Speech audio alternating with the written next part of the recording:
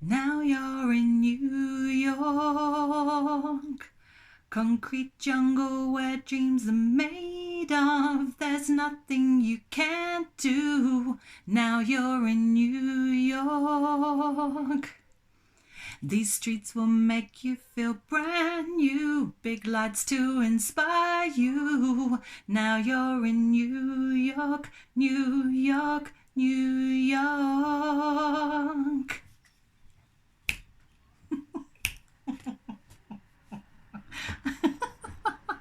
Yeah, it didn't quite sound as good as it does in my head. And Alicia Keys, well, need I say any more? And then Jay Z, Jay Z, Jay Z, Jay Z. Now, New York. It came up on Facebook this morning. I saw some pictures. I was there exactly 3 years ago, seeing my friend's son Gil in his last play at Juilliard. Gil has now gone on to be in films. With the last one was with Michael Shannon. He's doing really well for himself. It's very, very exciting. But New York, New York, like concrete jungle, where dreams are made of. Like it so encapsulates every single thing about it. That song for me, the feel of it, the sound, the rhythm, just the whole thing. And I first of all went to New York when I was in my 20s. I was at university. I went to summer camp and I was given the opportunity to go out, and I was supposed to go to do art, some sort of art. But when I arrived, they'd actually got my application wrong, and I ended up. They said that they got me down to do ceramics, and I got this whole studio, and I was staying in this random couple's house, Lois and Ira, in Long Island, and they were telling me all these things, and I was like, I can't. How can I tell them I don't do ceramics? I think I'd written on my application that I had done ceramics, but I hadn't had my own studio and done all of that. The heating up the kiln. I just had created ceramics in my time and done it with kids. I taught children to do it. And this was like way back in my 20s. So anyway, so I got it wrong and I had a completely sleepless night. But then the next morning, Lois and Ira just said, we're going to take you for breakfast. And they took me to this cafe. We had pizza. I remember it clearly. I was just like, what, I'm a pizza for breakfast? It's like amazing. And it was like when they showed me how to fold it, because it's like the kind of floppy pizza, like proper pizza, not like deep pan when I was at that age. So we'd sat there and they said, well, and I confessed to them. And I was thinking, what are they going to do? They're going to like send me home.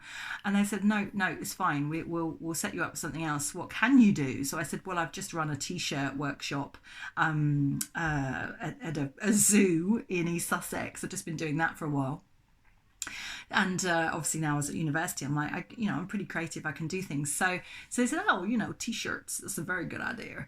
And actually, that's not a very good accent, but never mind. Anyway, we were talking, and then they said, right, tomorrow the lorry's going to come and it's going to pick you up and it's going to take you to the camp, which was in the Catskills, very near Woodstock. The camp was called Camp Loconda, and I had no idea what I was doing. I didn't know where I was going. I had no clue. It was my first big travel adventure on my own. I know my mum was absolutely worried to death about me and what I was going to be doing, but I was like insistent that I wanted to go. So anyway, the next day this lorry turns up, and there's actually 3 people in the lorry in the seats. And Lois and I are saying to me, look, Janine, we're really sorry, but actually we can't have you in the lorry because there's not enough room, so you're going to have to get there on your own. And I'm on Long Island, really beautiful house, very traditional. As we pulled up to the driveway on the first day, this women were walking past in the kind of 80s pink, doing the kind of power walk thing, and like, wait, hi. Kid you not, that's what I saw. So they're like, we're gonna have to drop you off at this place, and we're gonna do this and we're gonna do that. And all I could be thinking about was, what am I doing? Oh my gosh, this is the furthest I've ever been. This is the biggest thing I've ever done. So they dropped me in Jamaica, Queens. And I didn't know at the time that it really wasn't the right place to be dropped.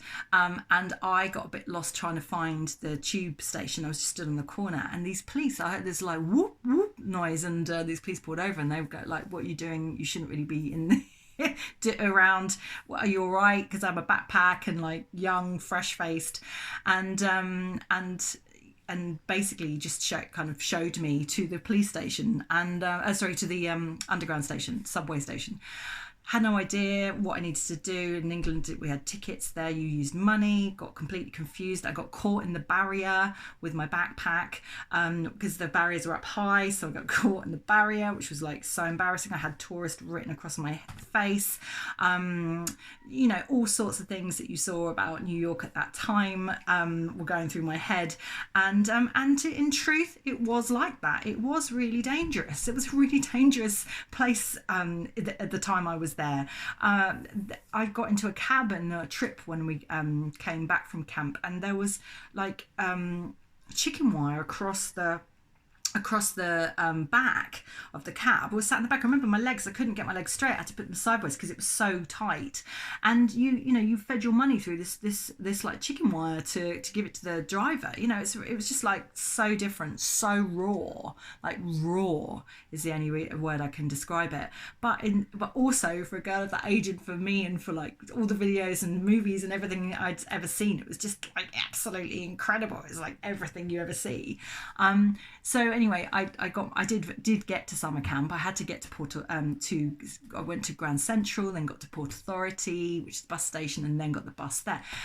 You know, I 3 years ago we came into Port Authority it's a coach station. It's just a coach station like we have anywhere. But I remember being there with my friend Linda and saying, Linda, oh my gosh, the first time that I ever came here, I was young. I had no idea.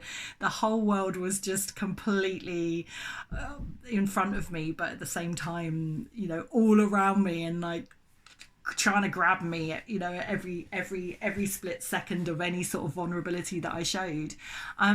But so I went to summer camp and had a great time, and met an amazing, didn't do a ceramics thing, ended up doing a t-shirt design shack, which went down a storm.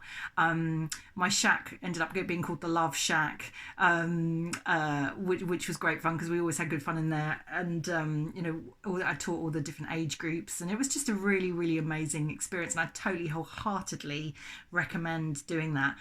Also, the camp that I was at, Camp Naconda, is really famous because it's mentioned in the Ghostbusters movie, which I had no idea, because some of the Ghostbusters guys, their children were at the camp, even though I got to know them, but you know, it wasn't like a big kind of, not like I was introduced to them or anything, but yeah, really connected, very special, and just had the most incredible time.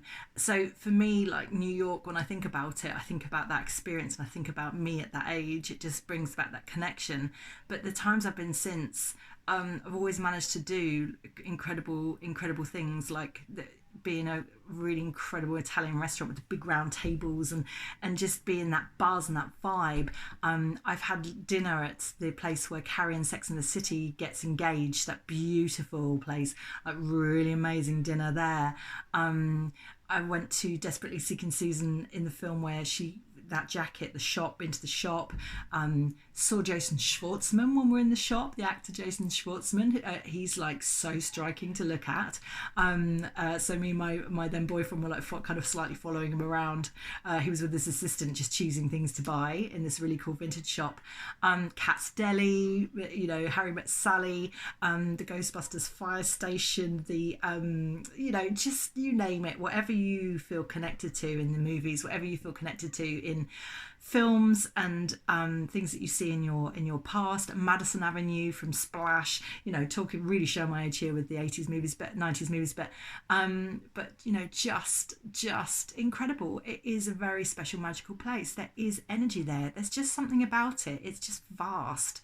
It's vastness, it's concrete vastness, and also it's a reminder of like people of great wealth and what they've accomplished, like building these huge high rises. You know, it's just a show of wealth, and it's a bit of a show off. And you know what, sometimes you just need that. Sometimes you need that feeling. Sometimes you need to feel that glitz and that glamour. I rewatched Sex and the City episodes just a minute ago. I was listening to Madonna songs because she connects me quite heavily to New York. She was on the Lower East Side, and we stayed a couple of nights in the Lower East Side when I was there.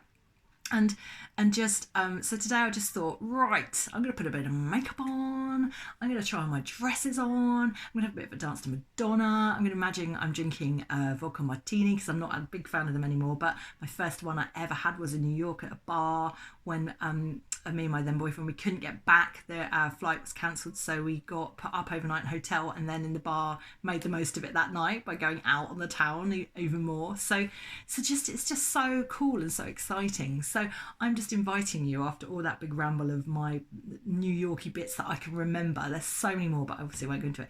I'm just inviting you, like, what trip, what place comes up for you, and what are all your memories attached to it, and how can you get into that mood, and how can you get into that feeling, and just do it. Just do it. So I'd love to say that I'm going to go and have a coffee and a bagel, but I'm not, because I don't have a bagel. Oh, it's a coffee and donut. I'd love to say that I'm going to do that, but I'm not. But I might watch Desperately Seeking Susan, or I might see if I can Taxi, for instance. Amazing series with Danny DeVito. I might see if I can find an episode of that and watch that. So anyway, send in love, and thanks for listening. Bye.